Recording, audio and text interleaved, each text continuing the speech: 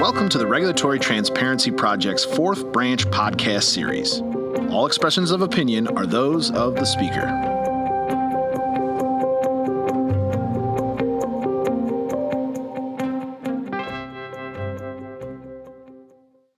Hello and welcome to the Regulatory Transparency Project's podcast. My name is Stephen Schaefer, and I'm the director of the Regulatory Transparency Project. We have two stellar experts to discuss today's topic related to FTC's 2022-2026 Strategic Plan and related issues. As always, the Federalist Society takes no position on particular legal or public policy issues. All expressions of opinion are those of the speaker. Ashley Baker is the Director of Public Policy at the Committee for Justice. Her focus areas include the Supreme Court, regulatory policy, antitrust, and judicial nominations. Ashley is also the founder of the recently formed Alliance on Antitrust Coalition. She has testified before the United States Senate on the topic of antitrust law. Asheesh Agarwal is an attorney who has served in the senior roles at the Department of Justice and Federal Trade Commission. At the FTC, Agarwal served as Assistant Director of the Office of Policy Planning, where he led initiatives to help consumers and examine barriers to the growth of e-commerce. Asheesh currently serves as an advisor to the American Edge Project and the U.S. Chamber of Commerce on competition issues. Ashley, over to you. Thank you, Steve, and thank you for having us. This is certainly a very exciting time to be working on anything related to antitrust and FTC. A lot going on right now.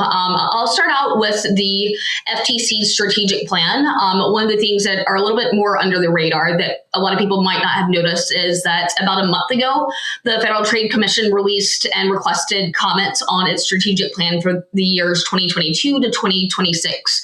So by way of background, since 1997, Congress has required independent agencies to release these sort of strategic plans in which they talk about their mission, they talk about their priorities, and set goals for the next 4 years.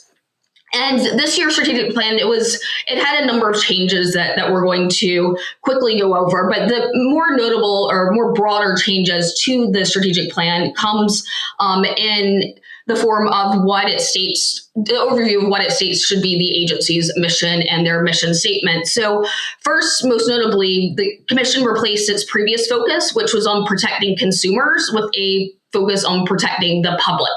And that's the term it used. It sounds like semantics, but this is really a pretty significant difference because protecting, they're moving to more of a public interest standard, and that can get into a lot of other issues other than what the FTC has traditionally done. And the FTC has traditionally protected consumers against business practices that cause more tangible harm. So you think like identity theft or price fixing or misleading advertising, things that cause harm to the consumers. So shifting away from that is pretty notable. The other really big change is that for about 25 years now, the FTC has had a mission statement that it's defined as protecting consumers in competition by preventing anti-competitive, deceptive, and unfair business practices through law enforcement, advocacy, and education without unduly burdening legitimate business activity. And for the first time ever, the Federal Trade Commission has now struck the clause, the without unduly burdening legitimate business activity entirely, did not make notation of it, did not talk about that, did not even note it in a footnote. And I think that's very significant in light of the FTC's recent actions in litigation and also in their move towards rulemaking, is that legitimate business activity is on the table, and they're moving to this public interest standard of what's subjectively fair, what's not fair, as opposed to what actually harms consumers. Well, Ashley, you are spot on in your analysis of the FTC's new strategic plan. I'd say a huge problem is that it divorces the FTC's mission from its traditional moorings in consumer welfare and creates a lot of uncertainty for the business community, as well as gives a lot of discretion to government regulators to impose their own preferred social values on the antitrust laws. So, for example, traditionally, as we know, the the FTC has focused on consumer welfare, and the idea is when the FTC is reviewing a proposed merger or a business practice, it looks to see is that business conduct going to help or hurt consumers? In other words, is it going to raise prices or lower prices? Is it going to mean less quality products? Is it going to mean fewer choices for consumers? All very, very objective criteria.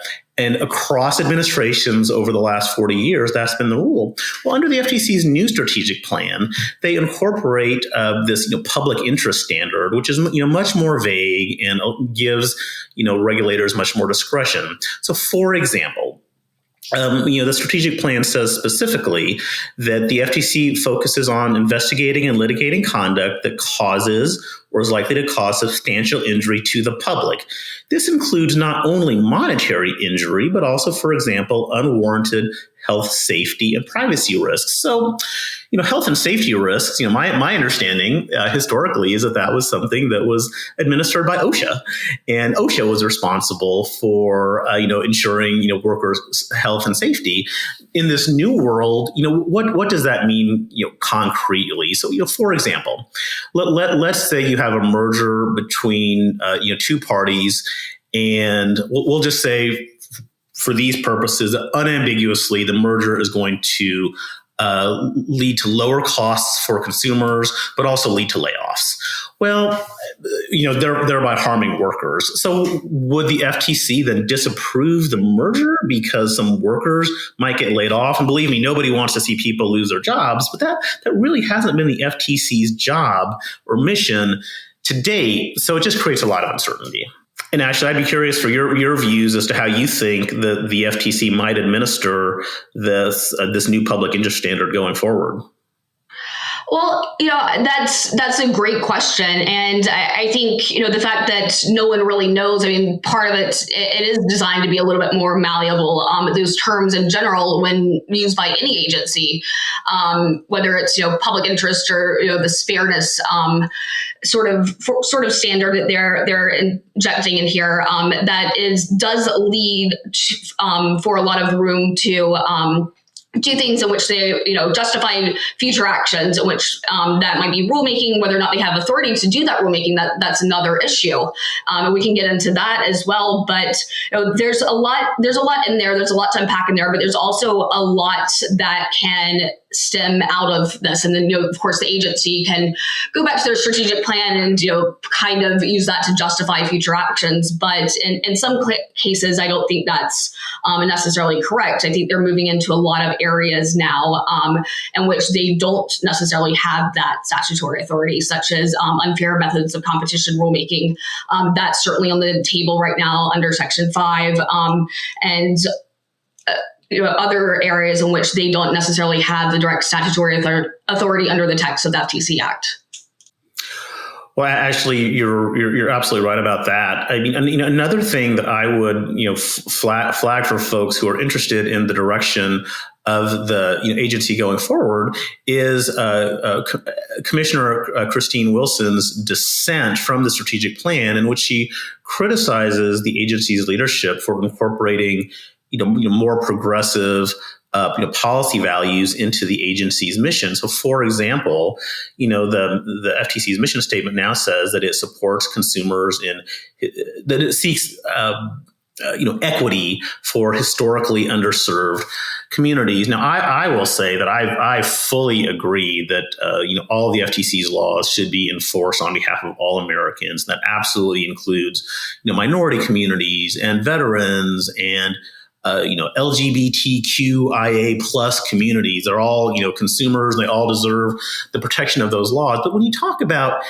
equity for, underserved communities, again, it just introduces a lot of discretion for the agencies to, maybe enforce the laws in ways that have not been traditionally understood as helping consumers, and even doing things that might, objectively harm consumers in the name of, equity for some other groups. So I just think there's a lot of ambiguity as to what's going to happen going forward. And back to that point too, I think that sort of terminology, there are also some really fundamental rule of law problems with that. As you're pointing out, we need to certainly apply our laws equally to everyone, to all consumers, and that's very much in line with the rule of law, equity, or this sort of fairness and competition. The way that they're describing it, that's more of an arbitrary application of the law, not applying it to everyone equally, but let's say, for example, applying it to competitors.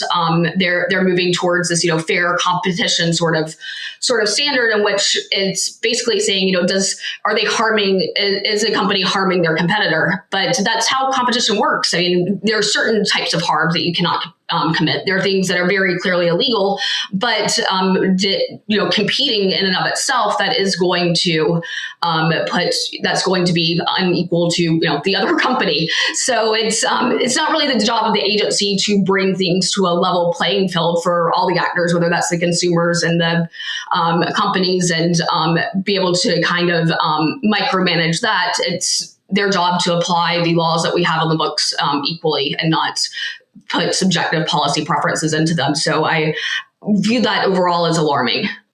Well, Ashley, you just put your finger on the button, because the mantra for the past 4 decades has been that the antitrust laws protect competition, not competitors. And quite frankly, that principle is what has separated, one of the things that has separated our economies from Europe, and has allowed our economy to become very dynamic. And I think that the FTC Strategic Plan, and some of what's happening in Congress suggests some backsliding from that core principle, and I think it's really troubling.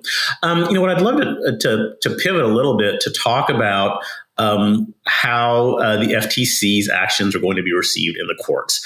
As you know, in the last 2 years, the Federal Trade Commission was slapped down unanimously by the Supreme Court in a case called AMG Capital.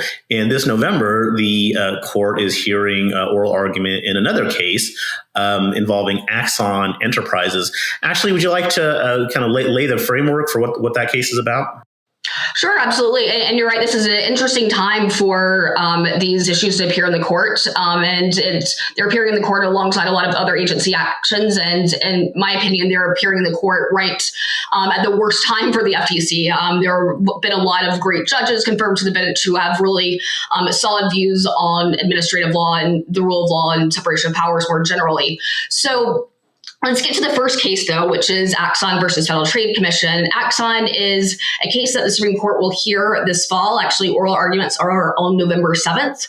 The issue in the case is whether or not Congress impliedly stripped federal district courts of jurisdiction over constitutional challenges to the FTC.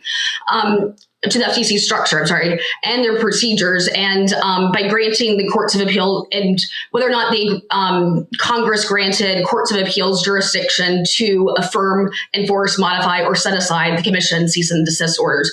So essentially here, what their case is about is if there is an FTC action against a company, and that company also has a collateral constitutional claim against the Federal Trade Commission, whether that's to the agency structure or to whether or not they have certain statutory authority, any number of constitutional claims, do they need to exhaust those administrative proceedings and the in-house process before that constitutional claim can get to federal district court? And the FTC, by way of background, their litigation can go through 2 avenues, really. And one is they can bring suit in federal court, and the other is, in a lot of cases, they are able to bring lawsuits in through their own in-house administrative tribunals, in which they have their own administrative law judge, and the company is arguing against the FTC's own lawyers. That process works out in favor of the Federal Trade Commission most of the time. I don't know what the current statistics are on that, but I mean, it's at least like 85% or so of cases are in the Federal Trade Commission's favor. So the deck is stacked against them, but if the company has a tangential claim of the FTC's action was unconstitutional for various reasons, do they have to get through that entire in-house process before they can bring that to federal court? Because a lot of companies don't exist by the time that process is over. A lot of companies don't actually get to exhaust in-house administrative process. LabMD, that's one example of a company that was pretty much obliterated by that process. Committee for Mr. Justice, we filed an amicus brief in this case, and we go through some of those examples as well. And not only are there concerns about that from a constitutional standpoint, and that the federal, the venue for this is appropriately federal courts. Nothing inside the text of the FTC Act impliedly strips federal courts of jurisdiction in any way, shape, or form. And there are some obvious constitutional problems with that. Well, Ashley, I will say in all sincerity, and not only because you're my fellow panelist for this, that your brief, the Committee for Justice amicus brief in this case, does the most thorough job, I think, of laying out the constitutional framework and going through some of the case law surrounding the ongoing constitutionality of the FTC and some recent cases in which the Supreme Court has been looking to rein in the discretion of independent agencies. But it's just a fascinating case because if you go back and you look at the Ninth Circuit's opinion, which was written by a former colleague of mine, Judge Ken Lee, and also joined by the judge who I clerked for, Judge Eugene Seiler, they said that their decision doesn't really make a lot of sense because you have to go. They ruled that somebody has to go through the FTC's administrative process before bringing these constitutional challenges, while acknowledging that the administrative law judges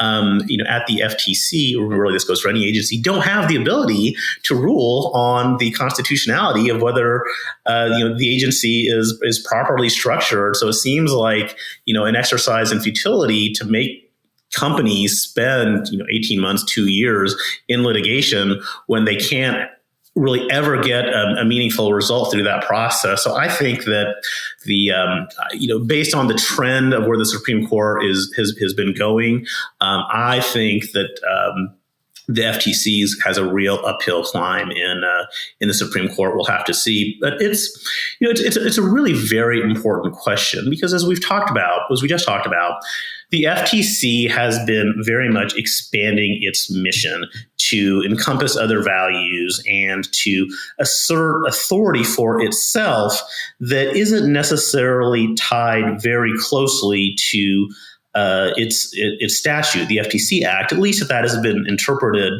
to date. So, we have a situation where, the FTC is, becoming much more vigorous, in its rulemakings and some of the legal theories that it's bringing. At the same time, the Supreme Court is considering whether it's possible to short circuit that administrative process and go to federal court directly. And actually, I'm curious as to your views as to how you think this is all going to play out. Well, one point that I want to go back to on Axon, though, and underscore quickly, that also sort of answers your question, is Axon is ultimately, the case is about due process. And the agency as a whole has had a bit of an issue with due process recently. But also, the case is about whether or not, so the due process concerns, they really underscore the need for a timely, meaningful judicial review. And there's you use the term short circuit, the administrative proceeding process. And those constitutional claims, though, I would not consider that short circuiting them. I don't think that they had the authority to put those, require them to go through the in-house process to begin with, and that the appropriate venue is federal court. And it's an interesting time, though, for a lot of these cases to come up, especially given that some of the judges that they're going to be in front of and their track record on due process and separation of powers and judicial review, they're all quite outstanding on those issues. And there are quite a number of other cases that underscore these due process issues. And agency actions, like you said, for example, a few weeks ago, I believe they said that the FTC now is reviewing every single merger that Meta, formerly known as Facebook, or acquisition, every business transaction that they undergo. And that's a very uneven application of the law. I'm not saying that they shouldn't review those. I'm saying that if they're going to review every single transaction of one company, then they shouldn't single one out and not the others. I think maybe you could add a bit more clarity to what the Federal Trade Commission, though, is doing in that case and with that litigation in general. Yeah. So writ large, Ashley, I think you're spot on into where the justices on the Supreme Court are. I've a sort of quip with friends that, progressives definitely have 3 votes at the Federal Trade Commission, and that does allow them to move forward with a lot of more aggressive rulemakings and cases. But the problem for them is they probably only have 3 votes on the Supreme Court. And I think they're going to face some real headwinds from justices who believe in more of a unitary executive model and narrower adherence to statutory language. Justice Kavanaugh, when he was a judge on the D.C. Circuit, wrote an opinion really questioning the ongoing relevance of the ongoing vitality of the Federal Trade Commission and the decision Humphrey's executor that upheld it. But to your point about Meta, this is just a classic example of a case that in which the FTC is exercising a lot of discretion. So according to public reports, the FTC's chair, Lena Khan, overrode the recommendation of the career staff not to bring that lawsuit. The case, by any traditional metric, is not one that violates the antitrust laws. It involves a proposed acquisition by Meta of a fitness app called Within Limited. There's no meaningful allegation that Within or Meta have any sort of monopoly power in the fitness app space, in virtual reality, or much of anything else. Yet the FTC is seeking to block that merger on this theory of potential competition. And the idea is, well, if Meta, buys Within, then maybe at some point in the future they'll exclude competitors. It's really very shaky discretionary theory, and unfortunately, I think that is the direction where the FTC is right now. And what for those in our audience who are listening who are not practitioners in this area or familiar in this area, when the FTC reviews Meta's prior business transactions or another similarly situated corporate entity, what powers does the FTC have if they find that there's something that violates the law? So, for example, can they independently litigate? Can they issue fines? Can they deny a merger, or what are some of those powers that the FTC has? Yeah, sure, exactly, and all of the above, depending on what exactly played out. But most typically, in what happened here, if the FTC is reviewing a merger and they find that it's anti-competitive, they can withhold approval from the merger, and in the overwhelming majority of instances, companies will just walk away from a deal if that happens. Because it's very expensive and time-consuming to litigate. The FTC can also sue to block an acquisition, which is what's happening here. Or oftentimes, the FTC might negotiate with a company to sell off certain assets to alleviate some of the competitive concerns. But what's just surprising here is that you have a situation where there's really no argument that there's any meaningful overlap between what Meta does and what Within does, or that there's any real market power here. And if the FTC continues down this road, it seems like they can just pick and choose mergers, the proposed mergers to block based on very, very arbitrary criteria that aren't apparent to the business community at all. And I would add to that too. I mean, in addition to all the actions that the FTC can take, but because they're taking these actions and because they're doing it in a certain way, there's this broader deterrence effect as well. And as Asheesh just mentioned, that a lot of deals are just kind of abandoned in the boardroom, but there are also a lot of transactions that kind of aren't even really thought about. And there's the problem too with venture capital funding.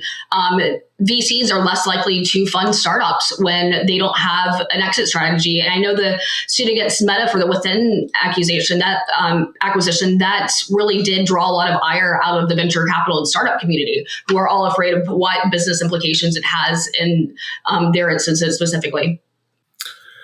Well, and it's not just that. You see that the FTC administrative law judge ruled against the commission in the Illumina Grail proposed merger. That's what we call a vertical merger, where there's not a lot of overlap, not a lot of competitive concerns, at least to a lot of observers. The FTC also lost in this Altria Jewel merger. which, again, raises some of the same sorts of constitutional issues that Ashley outlined. You have, 5, commissioners who vote out this complaint and then later, sort of acting as prosecutors, and they later sit as sort of appeals judges, raises some constitutional questions there. So there's a lot of pushback, I think, at the agency, both, internally and certainly, externally from the business community and from some in Congress. And I expect we'll see a lot more of that going into next year. And Asheesh, just for those listening, what is a vertical merger, and what would that be distinguished? Is there a horizontal merger, or what would be a different form of merger? Yeah, so a vertical merger is, the idea that you're combining companies that are in related markets, so that they're not competing directly against one each other. So for example, if Pizza Hut makes pizzas, and if they were to buy a tomato sauce distributor, that would be an example of a vertical merger, because they're not directly competing each other. And what Pizza Hut would say, not that it's almost lunchtime, is that, hey, us buying this related company is going to cut our costs and allow us to, present a better product and a cheaper product for consumers. So that would be an example of one. Great. Well, thank you for your analysis today. I just wanted to ask before we left, if starting with you, Ashley, is there one or two takeaways that you think would be helpful for the audience to consider? Gosh, I'm not sure exactly where I begin. There's so much going on right now, but I think for the audience here, particularly for the Federalist Society audience, there's a lot coming up in the courts and also within the agency that will eventually make it into court. And I think keeping an eye on the Axon case, which I said is oral arguments start November 7th. We'll see an opinion of that by the end of this Supreme Court term. There's some cases in lower court too that are very interesting. And then there are those broader issues that are raised by cases such as Axon and Illumina Grell and a number of other cases right now, including one that Walmart filed that addresses a lot of big picture issues regarding Humphrey's executor and the commission's structure and what exactly they have authority to do, whether or not they're an independent agency. But I think, watching these cases as they go through the courts and make it to court is going to be really interesting over the next year or 2 years. And Asheesh, do you have any final thoughts or one or two takeaways that you think the audience should consider? Yeah, I'd say two takeaways for people who don't closely follow this area of law and policy. Number one is expect a lot more oversight of the Federal Trade Commission and writ large the Biden administration's competition agenda from the courts and from Congress, because it really is very aggressive compared to prior Democratic administrations. And number two, I think we should all be vigilant to ensure that we don't throw away a bipartisan policy framework that has really allowed the American economy to become the leaders in the world. We don't punish our most successful companies in the United States because they are too big. That's what other parts of the world do. And quite frankly, that's part of why our economy has taken off. Well, thank you both today for sharing your expertise and your insight. And thank you to the audience as well. If you'd like to hear more content like this, please check us out at regproject.org. That's regproject.org.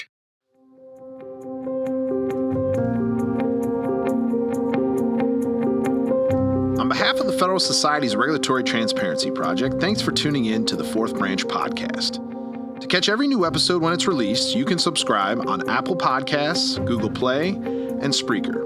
For the latest from RTP, please visit our website at regproject.org. That's regproject.org. This has been a FedSoc audio production.